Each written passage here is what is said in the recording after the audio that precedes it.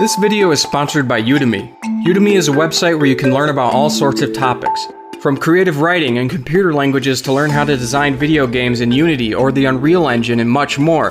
Udemy offers professional quality courses for whatever piques your interest. There's a link in the description to check out their site, and if you act now, you can take advantage of their limited time holiday sale on all courses.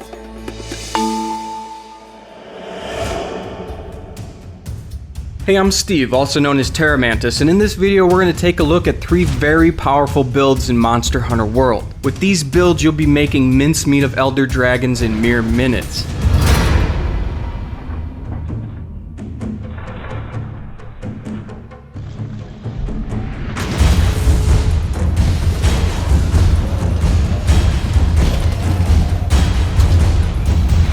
Before that though, there are several extremely important factors we have to look at first when considering combat in Monster Hunter World, 2 aspects of which you may have never considered when creating a great monster hunting build. And those factors are enemy AI and animations. These aspects are extremely important in Monster Hunter because, on one hand, every creature reacts to your whereabouts. They react to the other monsters and they seem to be aware of their surroundings, like the fact that a monster is drawn to a hunter sharpening its weapon like a magnet. That would be the monster's AI. And on the other hand, you have monster animations. Monsters move around and attack a lot. They're never in one place for too long, and attacks can come from all directions. Beyond that, and most important, is the fact that a monster's actions and behaviors are directly connected to your ability to damage them. It's no coincidence that a monster seems to always roar just at the last moment to break the final devastating blow of your beautiful combo. Or they move away just at the last second, leaving you smashing nothing but the ground and swinging through the air in between. The reason this happens is simple. They're designed and programmed that way. When you press a button to go into an attack, especially a really powerful one, the game has read those inputs. It knows you press the buttons, it knows what weapon you're wielding, and it knows how long that animation takes to perform. Depending on those factors, the monster chooses what it should do. Should it move? Should it roar? Tail swipe? Do a frontal assault? Or simply run away? So why is this important? Well, a lot of the builds I'm about to propose are very open-ended and allow for you to wear whatever is your preferred weapon. But the animations and timing tied to those weapons are very important information to have when considering optimization. So let's study some of those for just a minute. And to do that, let's take a brief look at an Elder Dragon battle with Teostra for a closer look at those animations, more specifically, the time span from action to action. So let's break this down some. As you can see here, Teostra uses that fire breath he's so fond of. The attack animation lasts for 1.5 seconds. After that he's idle for 4 seconds, and then goes into a bite and movement animation over 2.5 seconds. Less than 1 second later, Teostra is belching fire again, and then stays still for 5 seconds. Shortly after that he's attacking once more, belching fire again, and then completely repositions himself on the battlefield. Now that was only 30 seconds of real-time footage. More importantly though, and what we're really looking at here, is the fact that the Elder Dragon barely stayed in one place for much longer than 4 seconds. And with that information in mind, let's look at the other side of the coin, the Hunter's attack animations. And to do this, I should first explain that what I did was test all 14 weapons' strongest attacks only, how much damage it did, and how long it took to perform those attacks. For every weapon, the Black Steel version was forged, and no armor or decorations are equipped to keep the numbers consistent. And these are the best 3 performing weapons under those exact conditions. Number 3 is the Spirit Thrust of the Longsword with 227 damage in 4.3 seconds, or a DPS of 52.8. Number 2 is the Demon Form's Blade Dance with the dual blades, with an output of 192 damage in 3.3 seconds, or 58.1 damage per second. And finally is the Amped Elemental Discharge of the Charge Blade with 377 damage in 6 seconds, or a DPS of 62.8. I'll be the first to admit that this test doesn't take many things into consideration, like say for example that across a longer time span some weapons' DPS will drop while others sustain much better. Like the Charge Blade for example. This is because after the Amped Elemental Discharge, unlike the dual blades which can continue to do damage non-stop, the charge blade's files must be built back up in order to perform that attack again. But that's not the point of this test. This demonstration is more so just to show you the weapon's strongest attack, the damage of the attack, and how long it takes to perform.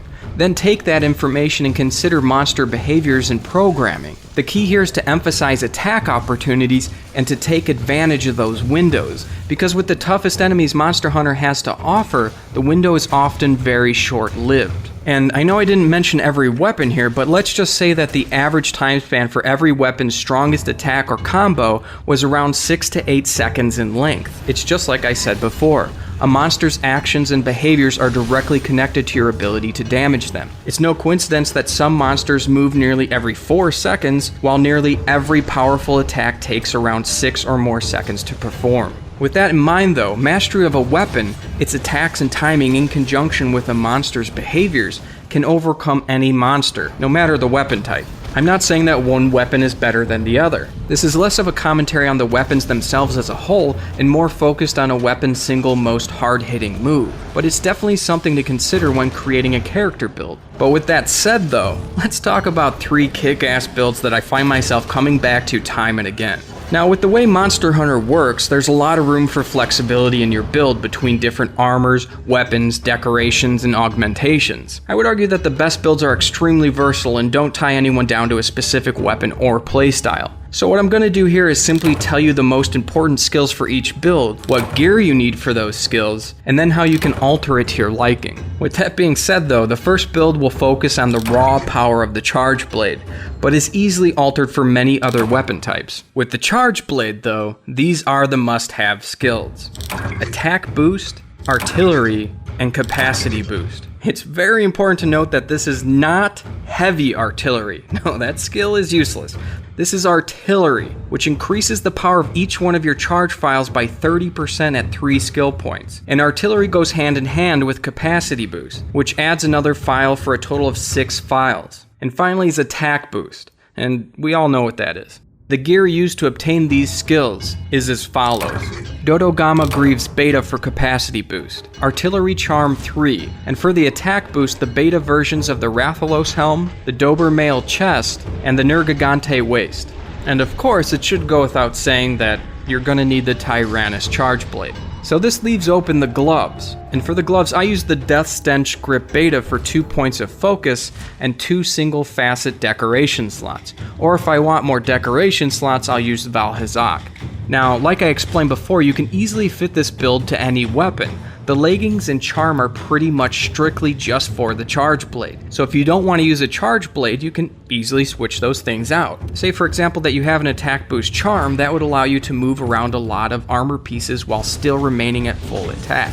This is a very flexible build if all you're looking for is damage. No matter what way you look at it though, this build is simply fantastic at dealing very high damage output.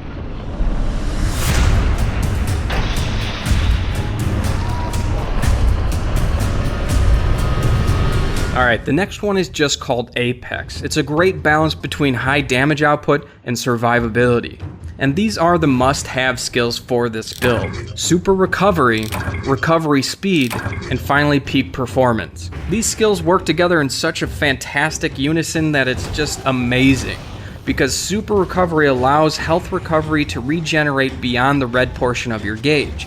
And this works in tandem with recovery speed, which quadruples the rate at which your health regenerates. And finally is peak performance, which grants plus 20 attack when your health is full, which is consistently regenerating from the other 2 skills. You have nearly as much attack bonus as the entirety of the 7-point attack boost skill at 21 attack. Now to get super recovery you need 3 pieces of the Vaal Hazak set, and I use the chest, gloves, and waist, all beta version. As for the skills of peak performance and recovery speed, you'll have 2 of the 3 total points for each skill from the gear I just mentioned. Preferably, you'll have the decorations to receive the remaining points to maximize both peak performance and recovery speed, but if you don't have those jewels, you can use the Vaal Hazak Helm Beta for the remaining point of peak performance. and replace the beta gloves with the alpha version to receive the final point of recovery speed. With that said though, the original set of beta chest, gloves, and waist will leave you with many more open decoration slots for other skills, and you're not forced into using the Vaal Hazak helm,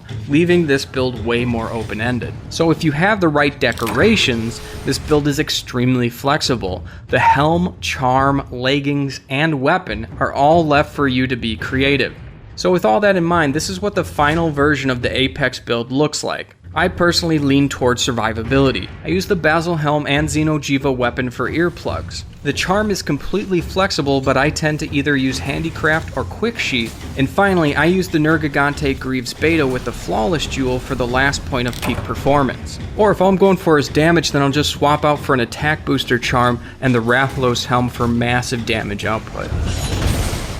Now, the last one has two different versions, because A, I'm trying to cover builds that are very obtainable which are not at the mercy of decoration RNG, and B, the second and very powerful version of this build heavily relies on decorations. It just means that I'm going to talk about one that is much more obtainable that has the same principles first, and then one that's expanded on those same ideas. So to start, no matter if you're talking about the entry-level version or the advanced endgame version, this build is an amazing support class, the Invincible Healer. And these are the vital skills for the starter version of the build: wide range, speed eating, and using a sword and shield. Full wide range allows almost all of your consumable items to affect every party member over a very far distance. In other words, when you drink a mega potion, it will heal all members of your party who are close enough. Or when you eat a nullberry, it can cure your entire team. Or popping a might pill when a monster goes down will damage buff your entire group. In short, pretty much anything you can consume will be applied to everyone within range.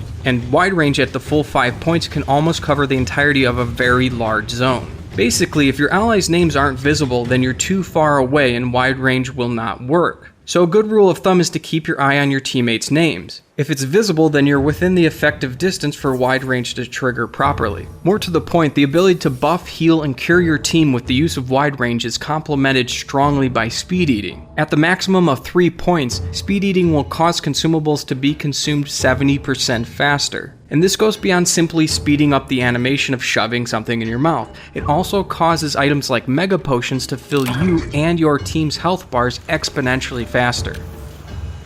Now, last but not least is the Sword and Shield. Not my personal favorite weapon, but the Sword and Shield is vital to this build because it's the only weapon set in Monster Hunter to date that doesn't require you to put your weapon away to consume items. Now, the gear used to obtain these skills is as follows. For wide range to its max 5 points, I use the fully upgraded Friendship Charm for 3 points, and for the 2 remaining points I use the Commission Jacket, the beta version. For speed eating, I use the alpha version of the Jagras Helm and Waist. Alright, now let's take a look at the real version of this build. In short, the real version of this build is very similar, but it allows you to wield your weapon of choice to deal way more damage while still being an amazing healer. With this version, wide range and speed eating are still required, but the ability to choose a different weapon is through the use of Quick Sheath is what makes this version vastly more flexible to your liking. Quick Sheath is obviously not as fast as the Sword and Shield, but it allows you to holster your weapon, no matter what it is, relatively very fast to heal your team. And the difference between Quick Sheath and Sword and Shield is negligible. Also with this version of the build, instead of going after gear for its skills, decoration slots are actually more important. So this is my loadout for the final version of Invincible Healer. First is any Xeno'jiiva weapon: the Basil Helmet, Damascus Chest, Vaal Hazak Gloves, Damascus Waist, and Death Stench Leggings, all beta versions. This is going to give you a massive 12 single facet decoration slots, and 3 triple facet decoration slots as well. Beyond that, the charm is open for debate, but more often than not, I use the Quick Sheath necklace. Now with the decoration slots and jewels at my disposal, I personally use earplugs, steadfast jewels for stun resistance, gobbler for speed eating, friendship for wide range, as well as free meal from the satiated decoration. And that's really it. The reason I think this is one of the most powerful builds in the game, no matter if it's the entry-level version or the endgame version, is that it makes your entire team better. Like any support, with the Invincible Healer, you will be allowing the rest of your team to be nearly unkillable with amazing health restoration, buffs, and cures. And most importantly, those mission failure screens will be far and few between with the Invincible Healer in your group, while still being able to dish out massive damage. Alright guys, that's about it for this video. I hope these builds help, or at the very least you find them fun to play. Tell me about some of your favorite builds in Monster Hunter World. And once again, I'd like to thank Udemy for sponsoring this video. I'm extremely interested in things like game design, coding, art, and animation. That's why I've actually been taking 3 courses through the site. So if you're interested in anything like that, from gaming to coding or design, I implore you to click on the link in the description to go to their site. Udemy literally has hundreds of interesting courses to learn about. Alright guys, if you enjoyed the video, please leave a like. It really goes a long way with the success and searchability of videos here on YouTube. It helped me out a lot, and I'd really appreciate it. Alright, thanks for watching, and I'll see you in the next one.